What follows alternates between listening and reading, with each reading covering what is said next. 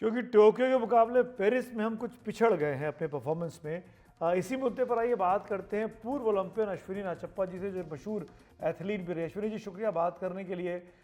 Paris में हमको एक भी गोल्ड नहीं मिला, सिल्वर भी एक ही मिला। क्या कहेंगी भारत के इस प्रदर्शन पर आप?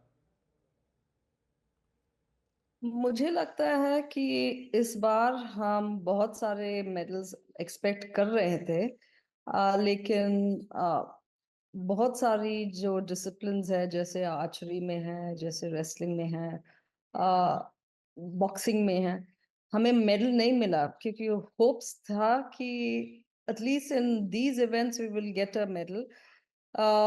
सिर्फ शूटिंग में बहुत अच्छा प्रदर्शन हुआ, and it is only from 2 members.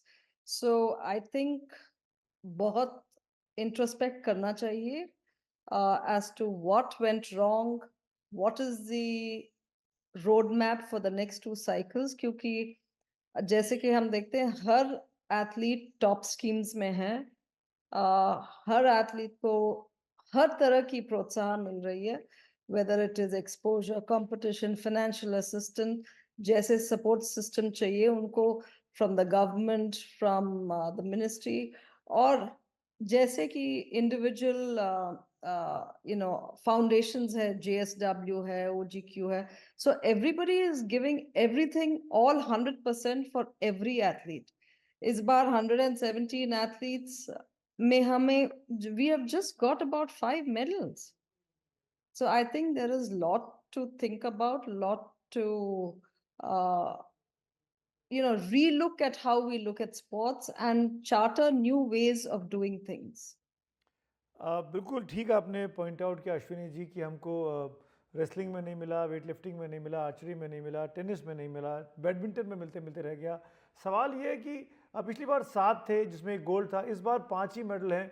अब कितनी बड़ी चिंता की बात है? क्या प्रिपरेशन खिलाड़ियों की ठीक नहीं हो पा रही है?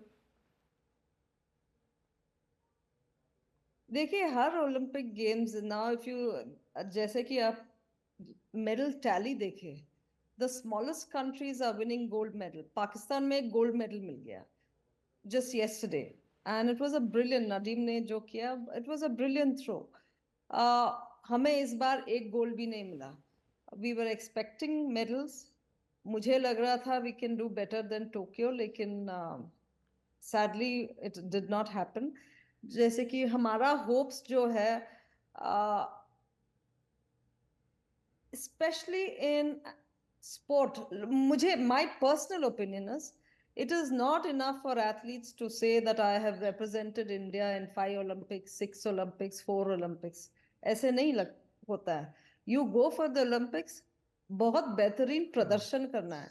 जैसे कि नीरज चोपड़ा ने back to back season best किया हुआ है। That is a performance. It is not just about medal. अगर आप देखें, हम मेरा गेम में, एथलेटिक्स में ऑलमोस्ट 29 मेंबर्स, उसमें सिर्फ 1 person did a season best, जो है Neeraj Chopra. All of them जो गया इंडियन एथलेटिक्स टीम में, हर जो नेशनल रिकॉर्ड करके गया यहाँ से just before the games, has far below the performance of their personal best। This is not acceptable।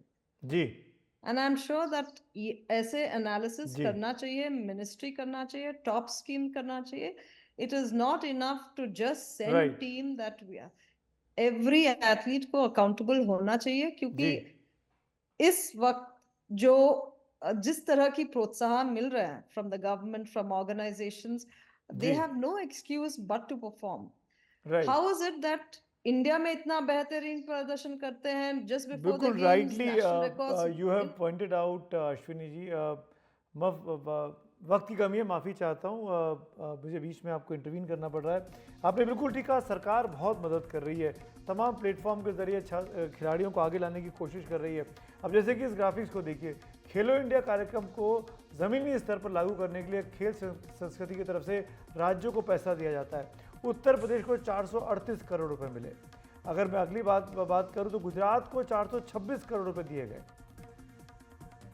Arunachal Pradesh को 148 करोड़ रुपए दिए गए, कर्नाटक को 109 करोड़ रुपए दिए गए, राजस्थान के पास 107 करोड़ रुपए गए, मध्य प्रदेश को 94 करोड़ रुपए मिले, पंजाब को 78 करोड़ रुपए मिले, दिल्ली को लगभग 70 करोड़ रुपए मिले, हरियाणा को 66 करोड़ रुपए मिले, ओडिशा को 34 करोड़ रुपए मिले। इतने मोटी संख्या में पैसे मिलने के बावजूद भी परफॉर्मेंस वो क्यों नहीं है जो कि किसी छोटे से मुल्क का उस मेडल टैली में दिखाई देता है। सवाल यही है और इसी पर विश्लेषण और आत्ममंथन करने का दौर भी अब आ गया है।